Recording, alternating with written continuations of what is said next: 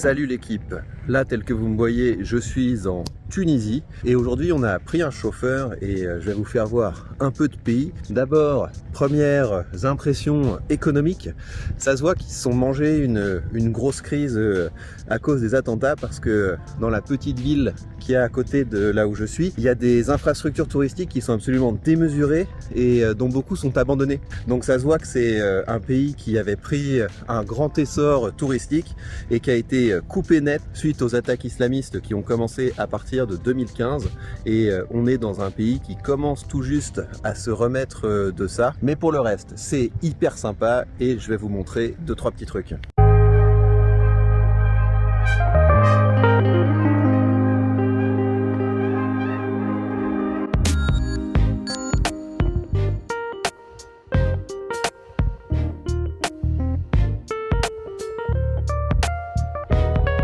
Première étape de notre voyage, Carthage.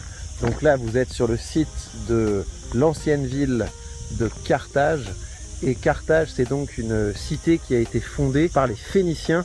Et les Phéniciens, si vous voulez les situer, ce sont des marchands et des navigateurs qui venaient de ce qui est aujourd'hui à peu près le Liban. Donc ils ont fondé cette cité. Cette cité a rapidement pris de l'ampleur et c'est devenu une rivale de Rome. Et Rome et Carthage se sont fait la guerre à plusieurs reprises. C'est ce qu'on appelle les guerres puniques. Et finalement, après que Hannibal soit parti de Carthage avec ses éléphants et qu'il soit allé mettre le souk à Rome, les Romains se sont dit à partir de maintenant c'est fini. Ils ont détruit Carthage et Carthage est devenue une des villes de l'Empire romain. Évidemment, on se fait un petit musée parce que c'est très important que les enfants aillent aussi souvent que possible au musée parce que je veux qu'ils soient cultivés et que ce soit les premiers de leur classe.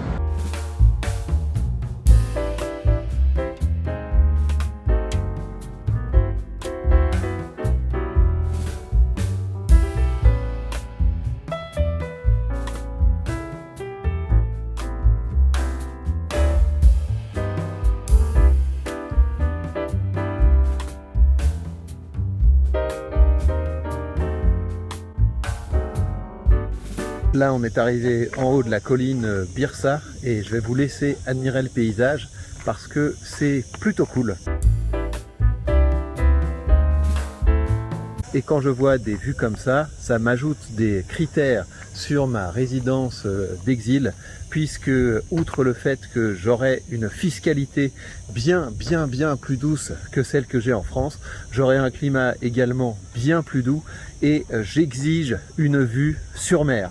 Je vous montrerai évidemment tout ça le moment venu, mais c'est un vrai plaisir de me dire que je vais me payer tout ça simplement grâce aux dividendes.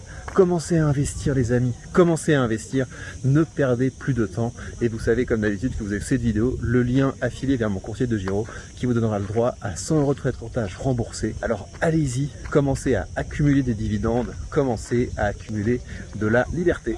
Bienvenue à Sidi Bou Saïd, une petite ville très sympathique en hauteur avec vue sur mer et honnêtement je pourrais vivre dans un endroit comme ça. Là vous voyez on est dans la période la plus chaude de l'année, il fait un petit 40 et c'est tout à fait supportable.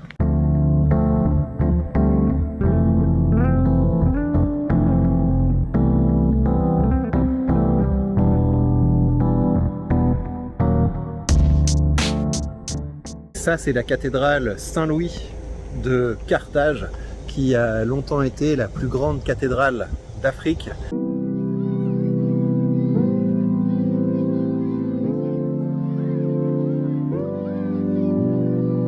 Mine de rien, ça fait quand même un petit quelque chose de se retrouver sur les terres d'un roi de France tel que Saint-Louis, car il a vécu à côté de cette cathédrale que je vous ai montré et ça nous rappelle qu'avant de devenir cette blague qu'elle est aujourd'hui, la France a quand même été un pays puissant et respecté. Et maintenant, pour se rafraîchir, on va aller faire une petite balade dans les thermes romains.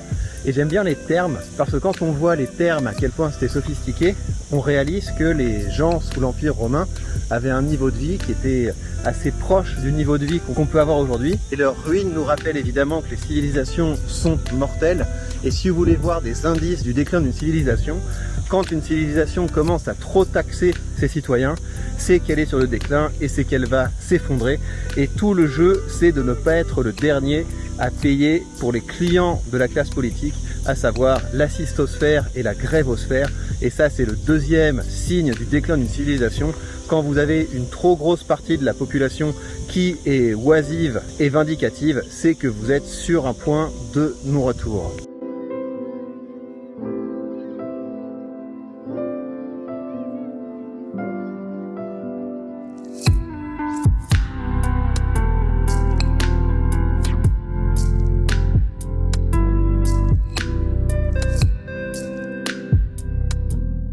Et je pense qu'une bonne ligne de conduite aujourd'hui, c'est d'aimer la France pour ce qu'elle a été, mais aussi d'aimer la France pour ce qu'elle pourrait redevenir. La France communiste telle que nous la connaissons va disparaître.